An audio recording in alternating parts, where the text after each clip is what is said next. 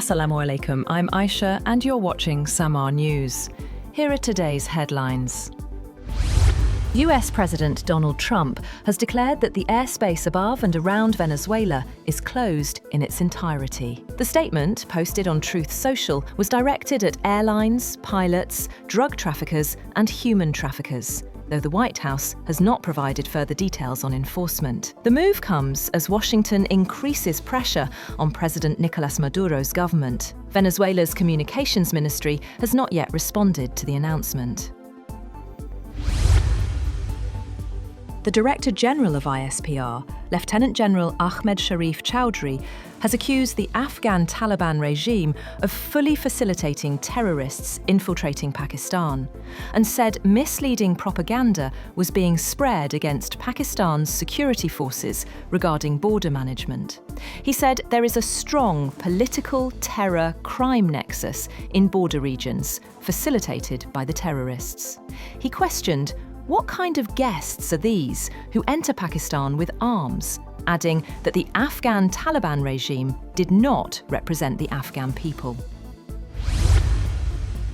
US FDA Commissioner Marty Makary says 10 child deaths reported after COVID-19 vaccination are under review. He says the cases, first recorded under the Biden administration, will be made public. A New York Times report earlier cited an FDA memo suggesting myocarditis may have been a possible factor, though health officials stress investigations are ongoing.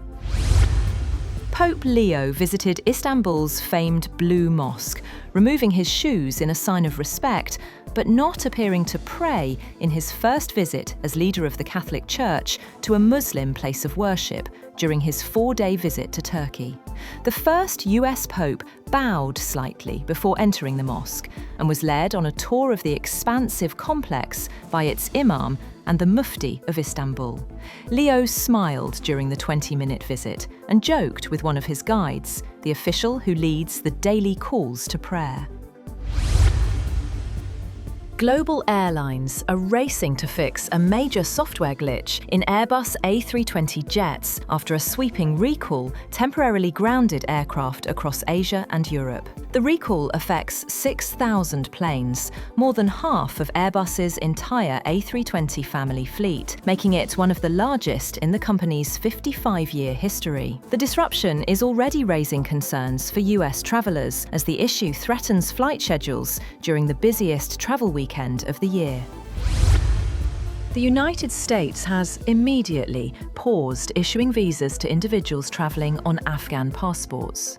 US Secretary of State Marco Rubio confirmed the suspension in a post on X, saying visa issuance had been paused for all individuals travelling on Afghan passports. In a parallel move, the US Citizenship and Immigration Services say they have halted all asylum decisions until they can ensure that every alien is vetted and screened to the maximum degree possible. Georgian authorities have arrested opposition leader Alexandra Elisashvili in Tbilisi on charges of attempted arson at the court chancellery building. Police say he broke in at dawn by smashing a window with a hammer, then poured gasoline and tried to set the building on fire. Officials report he was carrying a firearm and injured a court bailiff during the arrest. Meanwhile, the Afghan man accused of shooting 2 National Guard members in Washington, killing one, will face first-degree murder charges. US Attorney for the District of Columbia said that other charges would be filed against 29-year-old Ramanullah Lakanwal, who she said ambushed the soldiers from the West Virginia National Guard near the White House. Formal charges were not immediately filed against Lakanwal, who had been in the US since 2021 under a program of then-President Joe Biden's administration to resettle Afghans who helped the US during the war in their homeland. He was granted asylum under Trump. Russian drones and missiles have attacked districts of Kyiv, killing 1 person and injuring 11, with explosions and falling drone debris triggering fires. The head of Kyiv's military administration said there had been strikes at 6 locations on Saturday, with apartment buildings and other dwellings hit in the city of 3 million. The military administration said the body of one resident was recovered from rubble at an apartment building that had been set ablaze. A child was rescued from the same building. Anthony Albanese has become the first Australian Prime Minister to tie the knot while in office, when he married his partner Jodie Hayden in a private ceremony. The couple married at a small ceremony in the presence of family and close friends at The Lodge in the capital city, Canberra. Albanese said in a statement released to the media that the couple are absolutely delighted to share their love and commitment to spending their future lives together in front of family and closest friends.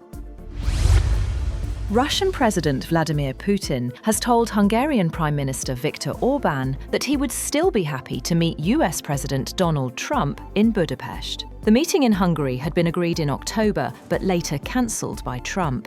Putin and Orbán also discussed crude oil and gas supplies for Hungary, as well as ongoing peace efforts in Ukraine. That's all for now. For more updates, visit www.samar.tv. Thank you